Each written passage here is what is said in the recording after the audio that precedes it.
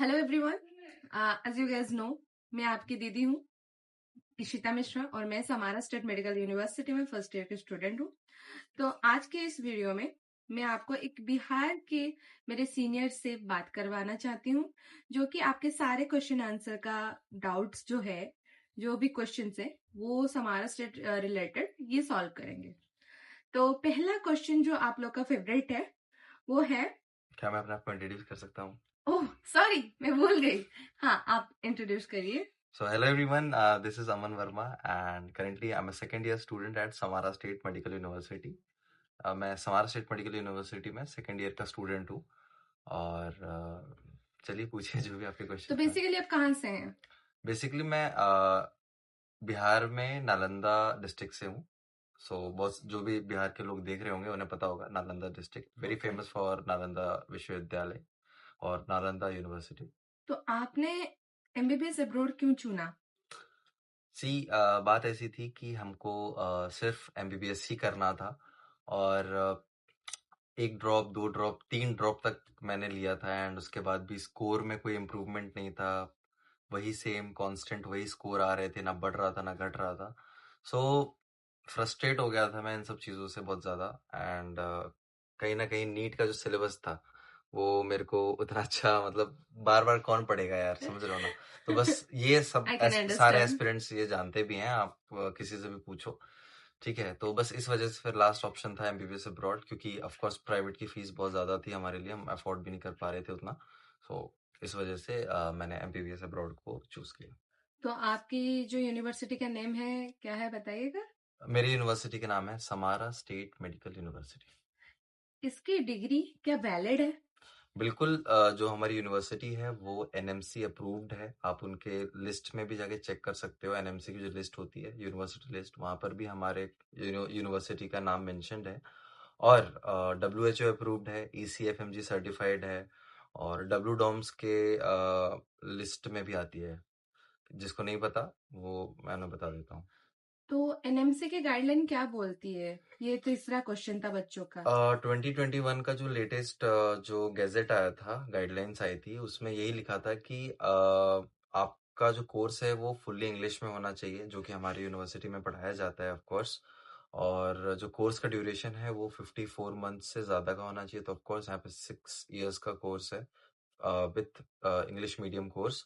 और जो है आप नीट क्वालिफाइड होने चाहिए ऑफ कोर्स। अगर आपको एडमिशन लेना है एमबीबीएस अब्रॉड में तो आपको नीट क्वालिफाई करके आना चाहिए। अगर आप नीट क्वालिफाई करके नहीं आते हो तो एनएमसी ये कहता है कि आप इंडिया में प्रैक्टिस नहीं कर सकते। प्लीज गाइज, अगर आप लोग यहाँ आ रहे हो तो एनएमसी के गाइडलाइंस को फॉलो करके यहाँ पे आना। चौथा क्वेश्चन, नेक्स्ट के बारे में डिटेल से समझाइए। तो देखिए, अभी ऐसा हो गया है कि नेक्स्ट का जो एग्जाम है, next 1 and next 2, in 2 phases में होने वाला है। अभी तक क्लियर, मतलब अभी तक एक प्रॉपर आंसर अभी तक नहीं आया है एनएमसी के तरफ से। बट हाँ, इतना कंफर्म है कि नेक्स्ट 1 और नेक्स्ट 2 का एग्जाम होगा। और नेक्स्ट 1 का ऐसा है कि आप अपने 6 साल की जो एमबीबीएस है कंप्लीट करोगे, उसके बाद आप इंडिया जाओगे, प्रिपरेशन करोगे, नेक्स्ट 1 का एग्जाम दोगे। नेक्स्ट एग्जाम जैसे ही क्लियर करोगे उसके रिजल्ट्स आएंगे एंड उसके बाद आपको 1 साल का इंटर्नशिप करना है। इंटर्नशिप जैसी करोगे आपको देना है नेक्स्ट 2 का एग्जाम। तो ये 3 फेजेस में होने वाला है ये चीज, ठीक है। तो कुछ इस तरीके से आपको मैंने बताया नेक्स्ट के बारे में। तो बिहार से आप के यूनिवर्सिटी में आप सेकेंड ईयर से हैं, जी तो कितने बच्चे हैं? जी, बिहार और मैं एक चीज बता दूं कि एमबीबीएस अब्रॉड में जो मैक्सिमम जो जनता होती है, जो मैक्सिमम स्टूडेंट्स होते हैं, वो महाराष्ट्र और बिहार से होते हैं। मतलब बहुत सारे बच्चे आते हैं यहाँ से, बहुत सारे बच्चे आते हैं। बिहार के बहुत सारे स्टूडेंट्स हैं यहाँ पे। अगर आप लोग बिहार से हो और आना चाह रहे हो एमबीबीएस अब्रॉड तो बिल्कुल आ सकते हो। प्लीज आपको कमेंट में जरूर बताना दीदी को। हाँ, तो जो भी तो है। इंफ्रास्ट्रक्चर आपकी यूनिवर्सिटी का कैसा है? मेन क्वेश्चन आता है बच्चों का कि यहाँ पे डमीज मिलते हैं कि कैडेवर मिलता है? तो फर्स्ट ऑफ ऑल आपका जो पहला क्वेश्चन है कि इंफ्रास्ट्रक्चर कैसा है, इंफ्रास्ट्रक्चर बहुत ही बढ़िया है, ठीक है। ऑनेस्टली जो भी मॉडर्न इक्विपमेंट्स हैं हमारी यूनिवर्सिटी में सारे यूज होते हैं और हर तरीके के जो टूल, मतलब जो भी चीज़ें अवेलेबल हो सकती हैं एक पर्टिकुलर मेडिकल यूनिवर्सिटी में, वो सारी चीज़ है और बहुत एडवांस्ड है। हर चीज, ठीक है। और दूसरा कि यहाँ पर डमी बॉडी यूज होती है या कैडवर आपके स्टडी के लिए, तो बिल्कुल यहाँ पे कैडवर यूज होता है, डमी यहाँ यूज नहीं होता, ठीक है। तो यहाँ पे आपको रियल ह्यूमन बॉडी पे आपको आपकी एनाटॉमी पढ़ाई जाएगी, फिजियोलॉजी पढ़ाई जाएगी, और जितने भी सब्जेक्ट्स हैं सब चीज प्रैक्टिकली करवाया जाता है। कोई भी यहाँ पे ये नहीं है कि आपको कहीं ना कहीं अजीब सा फील हो, ऐसा कुछ भी नहीं है, सब बढ़िया है। तो आप और एक नेक्स्ट क्वेश्चन है बच्चों का कि फीस कितना आता है, और फीस रशिया में हर यूनिवर्सिटी का इंक्रीज होता है ईयरली, ये एक क्वेश्चन है। तो first of all Samara state medical university की जो फीस है एक साल की वो है 4,10,000। 4,10,000 में आपका हॉस्टल चार्जेस इंक्लूडेड है, और आपका मेडिकल चेकअप और वीजा एक्सटेंशन के चार्जेस जो हैं वो इंक्लूडेड है। हर साल रशिया में बहुत सारी यूनिवर्सिटीज हैं, उनके फी स्ट्रक्चर जो है चेंज होते हैं, कभी वो इंक्रीज भी होते हैं, कभी वो कांस्टेंट भी रहते हैं, और कभी वो घट भी जाते हैं, डिक्रीज भी हो जाते हैं। क्यों? बिकॉज ऑफ इन्फ्लेशन, इन्फ्लेशन होती है, कहीं ना कहीं होती है, महंगाई बढ़ती है, ठीक है। तो उस वजह से जो है फी स्ट्रक्चर में भी चेंजेस आते हैं, और ये होना लाजमी भी है, ठीक है। मतलब मैक्स टू मैक्स मान के चलिए हर एक साल के बाद आपका 5,000 या 10,000 इतना इंक्रीमेंट होगा, इससे ज्यादा नहीं होता है। और एक जेन्युइन क्वेश्चन है जी। सॉरी टू इंटरप्ट, एक जेन्युइन क्वेश्चन था जो कि पेरेंट्स का होता है कि बैंक एंड फॉरेक्स कार्ड के बारे में, कि ये लोग ट्रांजैक्शन कैसे करते हैं। हम लोग आईएनआर टू रूबल, बच्चों को तो रूबल में पे करना पड़ेगा ना, तो बच्चों को बस रूबल कैसे भेजे इंडिया से रहते रहते। तो आपको पता है कि रशिया में वॉर के बाद से सैंक्शंस लग गए थे। सैंक्शन होने की वजह से जो है हम लोग स्विफ्ट ट्रांजेक्शन्स नहीं कर पा रहे थे, अभी भी नहीं कर पा रहे हैं, ठीक है। तो हमारे मॉम डैड जो भी हैं वो हमें गूगल पे हमारे पैसे भेजते हैं, गूगल पे यहाँ पे वर्क करता है, ठीक है। तो गूगल पे में हम अपने पैसे मंगवाते हैं, जैसे फॉर एग्जाम्पल 5,000 हमने मंगवाया घर से, एंड उसके बाद वो जो पैसे हैं वो हम अपने किसी सीनियर से, जो कि ट्रस्टेड सीनियर है अपने यहाँ यूनिवर्सिटी में, वो हम उन्हें देते हैं, ठीक है। और वो जो हमारे सीनियर्स होते हैं वो अपने तरीके से जैसे भी उनको आता है वो पैसे एक्सचेंज करवा के हमको रूबल्स प्रोवाइड करते हैं। तो कुछ इस तरीके से हम लोग पैसे एक्सचेंज करते हैं। ओके, नेक्स्ट क्वेश्चन, एजेंसी कैसे चूज करे, कैसे पता करे कि ये फ्रॉड है? ओके, सो एजेंसी का ऐसा है कि एजेंसी बहुत सारे हैं, आपको भी पता है मार्केट में बहुत सारे एजेंट्स घूम रहे हैं, सबके पास कोई ना कोई यूनिवर्सिटी है बेचने के लिए, और वो बेचते भी हैं, ठीक है। तो देखो सबसे पहले किसी भी एजेंट को अगर आपको पहचानना है तो सबसे पहले आप देखो कि वो आपको क्या क्या चीजें प्रोवाइड कर रहे हैं, ठीक है। अगर वो आपको बहुत हड़बड़ाहट में कह रहे हैं ना कि ले लो भाई ले लो, ये यही कॉलेज लेना है, ले लो करके आपके डॉक्यूमेंट्स वगैरह ले लेते हैं, और मतलब आपकी बिल्कुल सुनते नहीं है, तो प्लीज उन लोगों से दूर हो जाओ, पहली बात, पहला। दूसरा, कुछ एजेंट्स ऐसे होते हैं जो कि आपको बोलेंगे कि यहाँ पर जो है हम आपको लैपटॉप देंगे, हम आपको टैबलेट देंगे, हम आपको एप्रन देंगे, बहुत सारी चीजें होती हैं, हम आपको आप जिस यूनिवर्सिटी में जा रहे हैं हम वहाँ के बुक्स देंगे, तो ये सारी चीजें होती हैं। तो उन कंसल्टेंसी से आप लोग बचो, ठीक है, क्योंकि होता क्या है, आप ही के पैसों से खरीद के वो आपको लैपटॉप दे देंगे, आपको टैबलेट्स दे देंगे, और ऐसे बहुत सारी कंसल्टेंसीज हैं जो ये सारी चीजें करती हैं, ठीक है। और रजिस्ट्रेशन का क्या सीन है? सब पूछते हैं कि रजिस्ट्रेशन जल्दी क्यों करना चाहिए। हाँ, तो रजिस्ट्रेशन जल्दी क्यों करना चाहिए, इसका आंसर ये है कि बहुत सारे स्टूडेंट्स जो है जो ऑलरेडी एमबीबीएस अब्रॉड के बारे में सर्च कर रहे होते हैं, तो उनको तो पता ही है रीजन क्या है। रीजन यही है कि रिजल्ट से पहले ही मतलब बहुत सारे जो बच्चे हैं वो रजिस्ट्रेशन करना चालू करते हैं। क्यों? इसका रीजन सिंपल सा यही है, क्योंकि सीट बहुत जल्दी भर जाती है। नीट का रिजल्ट आते ही जो एडमिशन्स है इस बार एमबीबीएस अब्रॉड के बहुत ज्यादा तेज हो चुके हैं, ठीक है। इस साल बहुत सारे बच्चे एडमिशन करवा रहे हैं, रीजन बिहाइंड इट क्योंकि नेक्स्ट रिलीज हो चुका है। नेक्स्ट हो गया तो आपको हाँ, तो नीट का भी पता होगा बिल्कुल 2025 में क्या सीन हुआ बिल्कुल है। बिल्कुल, फिजिक्स का पेपर इतना टफ आया है कि स्टूडेंट्स 35 साल में ऐसे क्वेश्चन नहीं आया, 35 साल। ओके ओके, तो और एक नॉर्मल से क्वेश्चन है कि बच्चों का एक्सपेंस जो होता है मंथली एक्सपेंस वो कितना आता है, और मेस हटाने के बाद जब सेकेंड ईयर में आएंगे, आप तो सेकेंड ईयर के हो, खुद खाना बनाते हो, जी। एक नॉर्मल से मतलब अपनी रिव्यू शेयर कीजिए कि कैसे कितना खर्चा आता है। तो पर्सनल एक्सपेंसेस आपके ऊपर डिपेंड करता है। सबसे बड़ी बात कि आप कितना ज्यादा खर्च करते हो, ठीक है, आपके ऊपर डिपेंड करता है, सिंपल सी बात है, ठीक है। अगर आपके खर्चे फालतू के हैं तो आपके पैसे ज्यादा निकलेंगे आपके जेब से। अगर आप बहुत मिनिमल खर्च करते हो तो उतने ही कम पैसे आपके जेब से निकलेंगे और आप उतने ही ज्यादा सेव कर सकते हो, ठीक है। तो बेसिकली ऐसा है कि मैं अभी फर्स्ट ईयर में मेरे पास मेस था, तो मैं खुद से खाना कुक नहीं करता था। बट सेकेंड ईयर में मैंने मेस नहीं ली है, तो ऐसा है कि महीने का मान के चलो 4 से 5 हज़ार रुपए जो है मेरा ग्रोसरी में चला जाता है। खाना वगैरह खरीद मतलब जो भी है, मैं अपना ग्रोसरी वगैरह जो भी खरीदता हूँ, ठीक है, चावल दाल सब्जियां वगैरह जो भी खरीदते खरीदते खरीदते 5 हज़ार रुपए हो ही जाते हैं, ठीक है। कुछ भी गए, कभी भी शॉप पे गए, कुछ ना कुछ दिख गया, खरीद लिया, ऐसा हो जाता है कि हाँ ये तो है ही नहीं खाने के लिए, अच्छा हाँ ये तो खत्म हो गया है।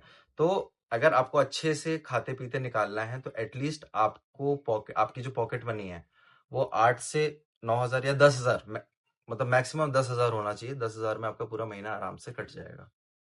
थैंक यू सो मच, इतना पेशेंसफुली आप मुझे टाइम दे रहे हैं।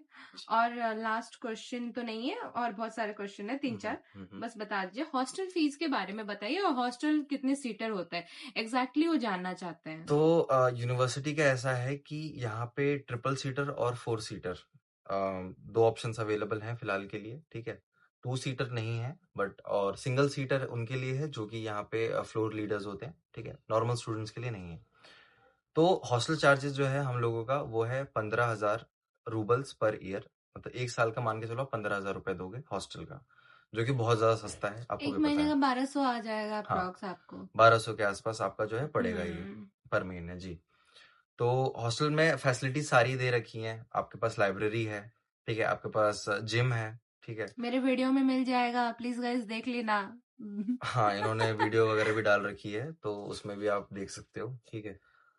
तो ये सारी चीजें हैं और अच्छा हॉस्टल है। मतलब जो रूम्स हैं वो फुल्ली फर्निश्ड हैं, आपको टेबल्स मिल जाएंगे पढ़ने के लिए, स्टडी टेबल मिल जाएगा और वार्डरोब मिल जाएगा अपने कपड़े वगैरह रखने के लिए, ठीक है। अच्छे मैट्रेस गद्दे वगैरह मिल जाएंगे कि आपकी पीठ में दर्द ना हो तो आप आराम से सो भी सकते हो, कोई दिक्कत नहीं है। और अच्छा है, सब कुछ बढ़िया है, कोई दिक्कत नहीं है। और एक क्वेश्चन है, हम्म। बच्चों की फेवरेट है, कि सिम हम कौन सा ले, एयरटेल या जियो? गाइस, टिप्पणी। सिम का ऐसा है कि बहुत ज्यादा रिसर्च हमने भी करी थी इस चीज के बारे में, कौन सा सिम कार्ड लेके जाना चाहिए रशिया में। तो बात ऐसा है कि रशिया में आपका एयरटेल का सिम चलता है, जियो आइडिया वगैरह हटा देना। अगर आपके फोन में जियो और आइडिया है तो प्लीज उस नंबर को पोर्ट करवा लेना। पोर्ट पोर्ट पोर्ट होता है, नंबर पोर्ट हो जाते हैं, ठीक है। तो एयरटेल में करवा लेना, एयरटेल यहाँ पे वर्क करता है, यहाँ पे उनका सिग्नल भी आता है। क्यों कराना जरूरी है, बता दीजिए ये भी। जरूरी इसीलिए है क्योंकि आपके वो जो नंबर्स हैं आपके बैंक अकाउंट से लिंक्ड होंगे, आपके गूगल पे से लिंक्ड होंगे, तो इस वजह से, नेटवर्क आना जरूरी बिल्कुल, है। इस वजह से ओटीपी वगैरह जो आता है उस वजह से आपको जो है सिम जो है वो एयरटेल का मतलब होना कॉल जरूरी नहीं कर सकते क्योंकि है। रोमिंग में इंटरनेशनल है। कॉल आप लगा सकते हो, उसके लिए आपके पास इंटरनेशनल रिचार्ज होना चाहिए, सिंपल सी बात है, वो दोनों तो तरफ से। महंगा आएगा ना। महंगा होता है लेकिन हम कॉल कर सकते हैं, इंटरनेशनल कॉल लग जाता है अगर आपके पास सिग्नल आ रहा होगा तो। ओके। ट्रांसपोर्टेशन का क्या बता दीजिए। ट्रांसपोर्टेशन का ऐसा है कि समारा में, जो समारा सिटी है जहाँ पे हम लोग हैं, यहाँ पे हर तरह की ट्रांसपोर्टेशन अवेलेबल है। मेट्रो है यहाँ पे ट्रैम्स हैं, बस है, टैक्सी है, रेलवे स्टेशन है यहाँ पे, यहाँ का एयरपोर्ट भी है। तो हर तरह की चीज सुविधा है यहाँ पे। तो ट्रांसपोर्ट का ऐसा है कि हम यूजुअली अपनी जो क्लासेस जाते हैं वो बस से जाते हैं, क्योंकि बस हमारे लिए बहुत ज्यादा अफोर्डेबल है। 19 रूबल्स के आसपास एक टिकट का प्राइस होता है, जो कि सब स्टूडेंट्स के लिए अफोर्डेबल है ना। एक स्टेशन से दूसरे स्टेशन तक जाने के लिए 19 रूबल खर्चा होता है और यहाँ पे हर तरह के ट्रांसपोर्ट अवेलेबल है, तो सही है, कोई दिक्कत नहीं होगी आपको। Last but not least, okay. ये बताइए कि एमबीबीएस अब्रॉड में पढ़ाई होती भी है? ये बच्चों का बहुत चुनिंदा सवाल है। देखो भाई, एक बहुत ही किर्गिस्तान और कजाकिस्तान हम्म, एज कंपैरिजन, तो ये रशिया में डिफरेंस क्या है? क्या रशिया में भी ऐसे ही डिग्री मिल जाती है किर्गिस्तान और कजाकिस्तान जैसे?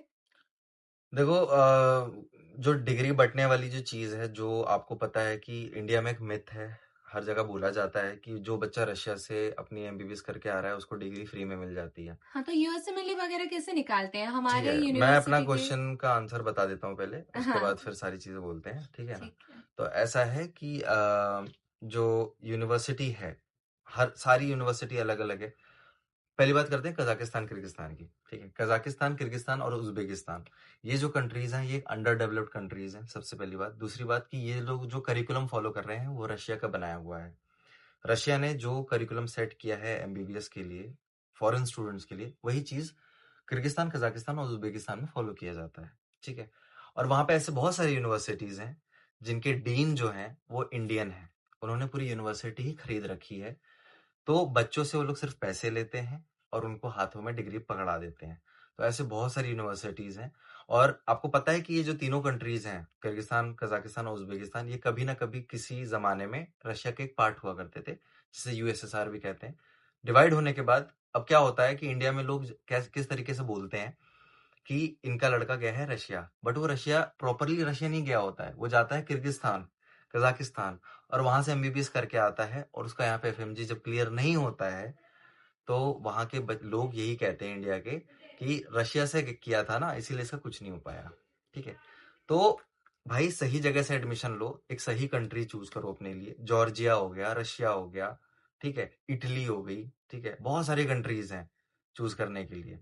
तो आप चूज कर सकते हो, नेपाल हो गया, ठीक है?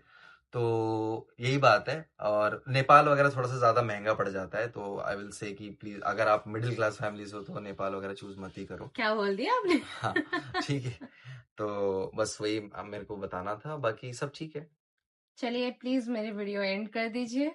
बिल्कुल। Thank you so so much guys, अगर गाइस। आप लोग इनकी वीडियो देख रहे हैं तो प्लीज सब्सक्राइब कर देना इशिता मिश्रा को, और जो भी आपको इन्फॉर्मेशन अगर मेरी सही लगी तो प्लीज वीडियो को लाइक जरूर कर देना एंड सब्सक्राइब कर देना चैनल को। शेयर भी कर देना, भूलना मत। कमेंट कर देना कि कौन कौन बिहार से है और कौन कौन के देख रहे हैं मेरी वीडियो बिहार से। तो तब तक के लिए स्टे ट्यून गाइस, मिलते हैं अगली वीडियो में। Bye bye.